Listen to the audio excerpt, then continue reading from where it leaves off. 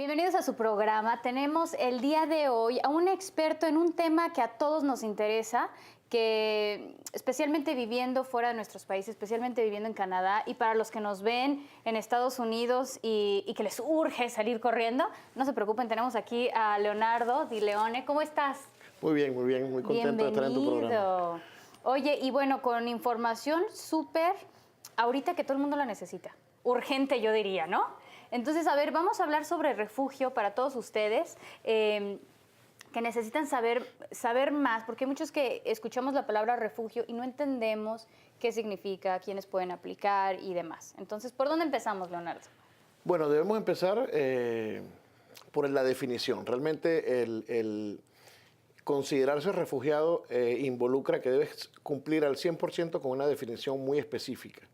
No se puede ser, como le digo a nuestros clientes en nuestras consultas, no se puede ser medio refugiado. Tiene que ser un concepto, es un concepto en blanco y negro. Un refugiado, para empezar, es una persona que primero se encuentra fuera de su país de origen o de nacionalidad. Segundo, tiene temor de regresar a su país de origen. Este temor debe estar bien fundamentado en contra de su integridad, su libertad o su vida. Son esos 3 puntos específicos. Pero cuando dices bien fundamentado, ahí les va. Muchos creen que podrían, y te voy a contar un caso que espero no se ofenda, no. Una amiga me decía, oye, fíjate que nosotros estamos como refugiados, o bueno, queremos hacer todo el proceso como refugiados, y vamos a usar como prueba un programa de Cristina, o algo así, de esos de hace años, en donde muestra cómo los hombres latinoamericanos son muy violentos. Ok, esto podría ser un argumento de refugio. Pero para eso le tienes que agregar todo lo demás, ¿no? Sí, lo que pasa es que una cosa, hay que establecer una diferencia clara entre tener un temor bien fundamentado a tener un temor bien documentado. Son dos cosas completamente distintas. Okay. Bien fundamentado se refiere a que entra totalmente en la definición de la Convención de Ginebra de 1951 sobre qué es un refugiado. ¿Okay? Entonces repetimos el concepto, es una persona que se encuentra fuera de su país de origen, tiene temores bien fundamentados de regresar a su país de origen. Estos temores son contra su libertad, su integridad y su vida, una o cualquiera de las anteriores. Y existe una lista de razones muy específicas para que este temor sea válido y cumpla la definición. Las razones de este temor deben ser por su orientación sexual, nacionalidad, raza, religión, opinión política o que pertenezca a algún grupo particular de la sociedad. Esta última razón abre un poco el concepto, siempre y cuando ese grupo está identificado claramente en esa sociedad, entonces puede solicitar refugio. Por ejemplo, los cristianos en Pakistán, ¿okay? Ahí entra por ser un grupo particular de la sociedad y por razones religiosas. Okay. Pero es un grupo reconocido, pues. Es un grupo que está reconocido, identificable por alguien. A veces los grupos se autorreconocen. Si ese reconocimiento puede tener la validez, de acuerdo a qué trascendencia social tenga en ese país o en ese lugar. Que no podría ser algo inventado, pues, de un día a otro que... No, nunca es inventado porque, o sea, tú tienes una esencia. Esta lista de razones responde a un patrón. Se habla de orientación sexual. Cuando una persona tiene una atracción, hay ciertas culturas que piensan, pasa mucho con Latinoamérica, que es que la persona que tiene una condición sexual diferente al resto es una elección que hizo. Y eso no es así, o no lo maneja así el concepto de Naciones Unidas. Esos son temas, esos son factores esenciales en tu vida. Si una persona tiene una preferencia sexual diferente, es porque no lo eligió, es porque es así, es una condición intrínseca, esencial en su humanidad. Si tiene un pensamiento político diferente, es porque también tiene no es una opinión que se hace. En muchos países latinoamericanos, por cultura, las ideologías se murieron del infarto, pero vamos al concepto. Esto significa que tú esencialmente, si tú eres una persona de pensamiento liberal, que tú opinas que cada quien tiene su propia individualidad, debe tasarla en un mercado y de acuerdo a esa tasación va a tener una relevancia social o económica, pues eso es liberalismo, entonces tú vas a ser parte de un partido liberal. Es esencial. La raza, el color de piel no se elige, tú naces como naces. Si no seas blanco, seas negro, seas brown, seas indio, nacemos, y eso es otro elemento esencial. La fe, la manifestamos a través de nuestra religión. ¿Okay? Tú naces, te crías con una fe determinada y eso es también condición esencial. Yo no puedo decirte que tu fe está equivocada, ni puedo pretender cambiártela. Y entonces, en ese orden, no puedo pretender cambiar tu color de piel, ni tu fe, ni tu orientación sexual, ni tu pensamiento político. Cierto, completamente. Bueno, y ahorita que regresemos del corte comercial seguimos con esto, pero así ya les vamos dando una pincelada y ya volvemos, no se vayan.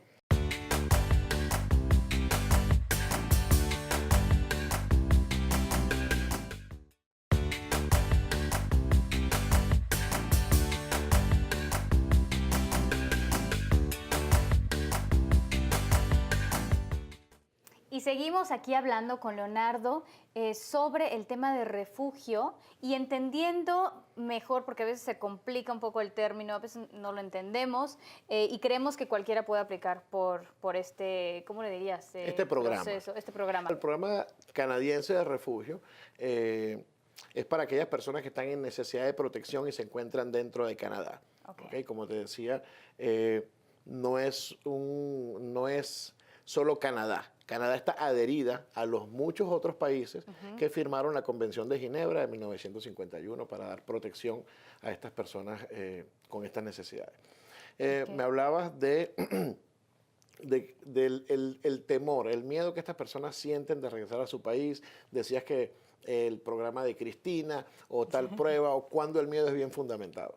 Yo específicamente para procesos humanitarios, es necesario que la persona busque, o el grupo o familia, que busque asesoría profesional, que busque la guía. No es un programa migratorio, esto es un programa humanitario.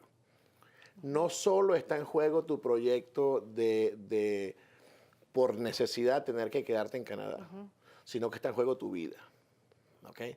Entonces, el programa de refugiados involucra representación ante tribunales, se defiende verbalmente, hay que consignar las pruebas necesarias, ¿okay? Para evidenciar y darle el debido soporte a tu caso. Es importantísimo entrenarse para este proceso, no llegar a la audiencia con unos conceptos equivocados y decir cosas que puedan hacer pensar al juez de que tú no eres un refugiado genuino, sino que eres un emigrante confundido. Entonces eso ocurre y es algo muy común. Muchas personas no tienen la asesoría adecuada y caen en estos errores y pierden sus casos. Y entonces pues no solo pierden su posibilidad de Canadá, sino que entran de nuevo en esa situación tan terrible del riesgo en su país. No hay yo no sé cómo decirlo, no sé si cuando pasas por ese proceso que fue mal llevado, que quizás te hacía falta información, quizás pruebas y demás, y he conocido a gente que dice, bueno, en Canadá no funcionó, no lo pude hacer, me voy a otro país. ¿No tiene como una tachecita o ahí algo, una marca de los lugares donde vas aplicando o algo, no? No necesariamente. Bueno, de hecho es todo un proceso. No funciona tampoco de que me negaron el refugio en mi audiencia y yo me tengo que ir de Canadá. Canadá es un país con derechos, es un país libre. Tú tienes derecho a que tu caso sea revisado nuevamente. Puedes hacer una apelación. Canadá te da la posibilidad, pasado cierto tiempo, de hacer un proceso que se llama riesgo de retorno, o en inglés se llama PRA. El PRA es la posibilidad de evaluar el riesgo país antes de devolver a esta persona a este país, valga la redundancia.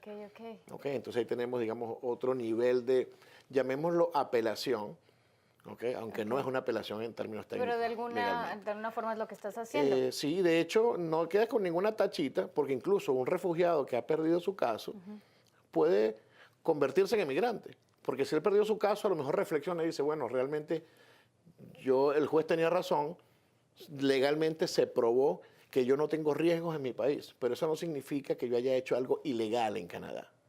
Que eso es súper importante. Mucha gente cree que en ese momento se tiene que ir y ya no puede aplicar por nada. Sí, de hecho, tengo varios clientes que en sus momentos perdieron sus casos y hoy en día son ciudadanos canadienses o residentes permanentes de este país que lo hicieron a través de un programa migratorio.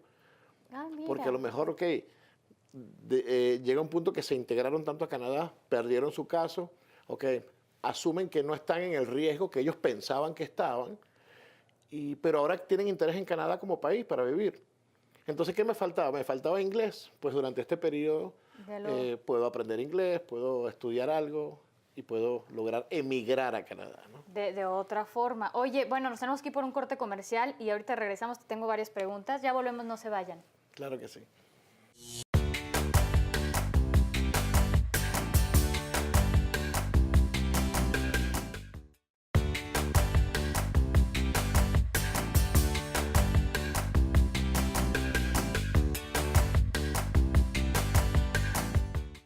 Y estamos hablando con Leonardo sobre el tema del refugio y con todo esto que está pasando, bueno, de hecho hay un caos por todo el mundo, pero ahorita está por todas partes el tema de los estadounidenses que quieren correr, ¿no? No todos, hay algunos, sobre todo los latinoamericanos, y quizás la gente de color y demás, pero te quiero preguntar, ¿ellos podrían ser considerados como perseguidos, como... O sea, porque es muy público lo que ha hecho, ¿no? Las declaraciones, pero de eso a que sea real, que se esté viviendo, ¿cómo lo pruebas? Ok, cuando un cliente me hace ese tipo de preguntas, mi respuesta es esta misma. Remitámonos al concepto. Un refugiado es una persona que se encuentra fuera de su país de origen, tiene miedo de regresar a su país de origen, tiene temores contra su libertad, su integridad o su vida, y esto es por su color de piel, religión, nacionalidad, raza, opinión política, etc. Entonces, si la persona cumple con esas condiciones, sea casi que de cualquier país puede hacerlo. Con Estados Unidos tenemos una situación bastante especial. Una cosa es ciudadanos americanos y otra cosa son personas que están en Estados Unidos. Ah, sí, claro. Legales o ilegales, pero que no sean ciudadanos americanos. O sea, son dos grupos.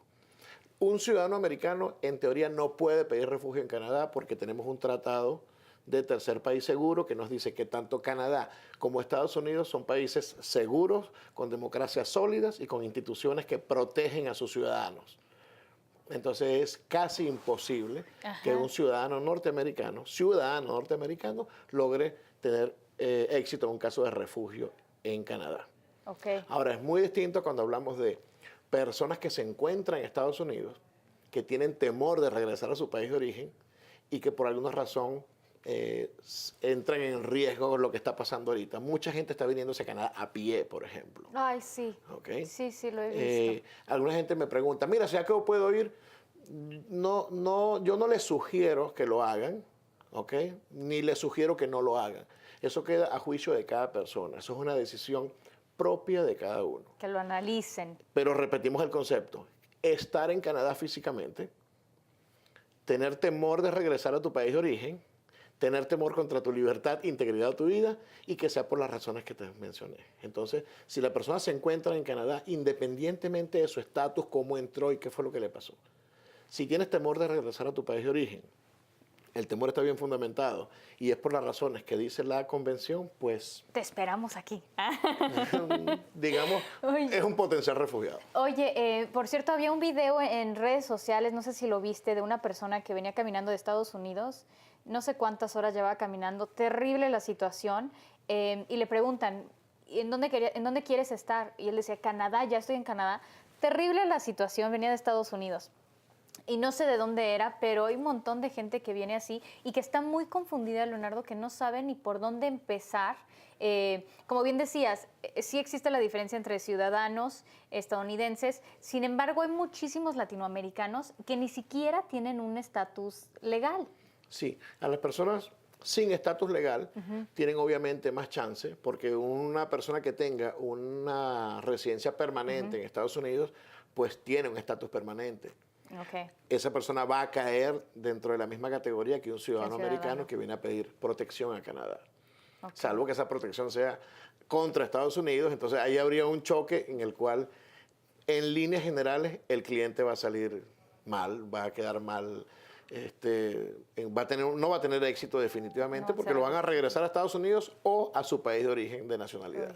O sea, es peor aún porque tiene dos alternativas. Ahora, las personas que no tienen un estatus, que se enfrentan a una situación de deportación a sus países y tenían un temor previo, pues si están en Canadá físicamente, no tienen ningún inconveniente en hacer un caso de refugio.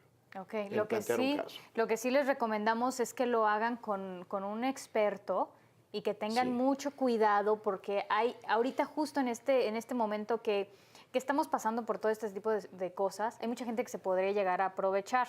Sí, Entonces sí. tengan mucho cuidado, háganlo con alguien que sea un pro en el tema y que también investiguen y también tengan la forma, ¿no? de probar ciertas Claro. cosas, de estar bien informados, porque no es un proceso sencillo. ¿Cuánto tiempo tarde? Yo sé que depende de cada cliente, pero estimado, ¿cuánto tiempo sería lo máximo que puede tardar un proceso de refugio?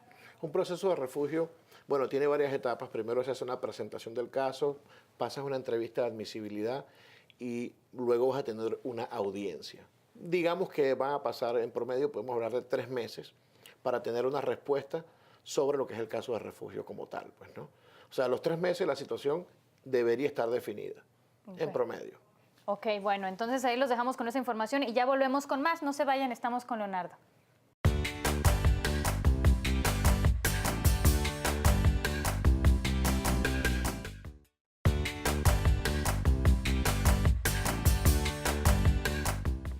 Estamos hablando aquí con Leonardo Di Leone, siempre me trabo ahí. Oye, y bueno, que tú ofreces servicios de consultoría y les quiero contar, como les decía en el segmento pasado, es súper importante que ustedes vayan con gente que sí pueden probar que son especialistas. Sin embargo, yo me considero ignorante en el tema, no sabría en dónde buscar y cómo probar que sí es un experto con el que estoy yendo. Sí, esto no es una situación complicada, no es difícil de hacerlo. Yo creo que muchas veces la desesperación, el quiero hacerlo ya, el mismo temor. Sí. Hay algo, quiero hacer un paréntesis antes de hablarte de cómo encontrar un buen profesional, es un consejo que le quiero regalar a la audiencia es no exportar nuestros temores. Venimos buscando protección es con la idea de acabar con los temores, ¿verdad? Entonces no exportemos eso. Tengo miedo que me deporten, entonces quiero el primer consultor que veo, le hago trato con él. Entonces de eso hay que cuidarse, de esa desesperación. Lo que se recomienda es, antes que nada, revisar quién es esa persona. Tenemos la herramienta Google que nos dice, se acabaron los secretos con Google. Luego podemos hacer una búsqueda, hay una página que se llama ICCRC, en español ICCRC. Ahí puedes verificar por nombre, apellido, lugar, país, provincia, cualquier consultor. Si es un consultor de inmigración, debe aparecer en esa lista. Es muy importante que esto lo tomen en cuenta. El consultor debe aparecer en esa lista y tiene también un estatus. Ojo con eso. Porque su estatus puede ser activo, inactivo, licencia revocada, bajo demandas, etc. Qué Entonces, importante. es un filtro muy importante. Si en lugar de un consultor tienen un abogado, pues el abogado deben verificar en el BAR, porque los abogados también tienen su órgano regulador, que este abogado no se encuentre cuestionado en su licencia. O sea, también tiene un estatus. Ok. ¿Okay?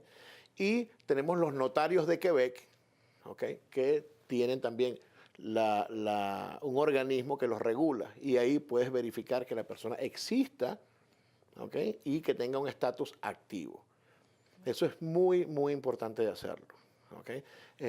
Sobran aquí las personas que tengan desconfianza cuando alguien se quiere reunir contigo en un café, cuando alguien no está establecido, cuando alguien, hoy en día, ¿quién no tiene un Facebook?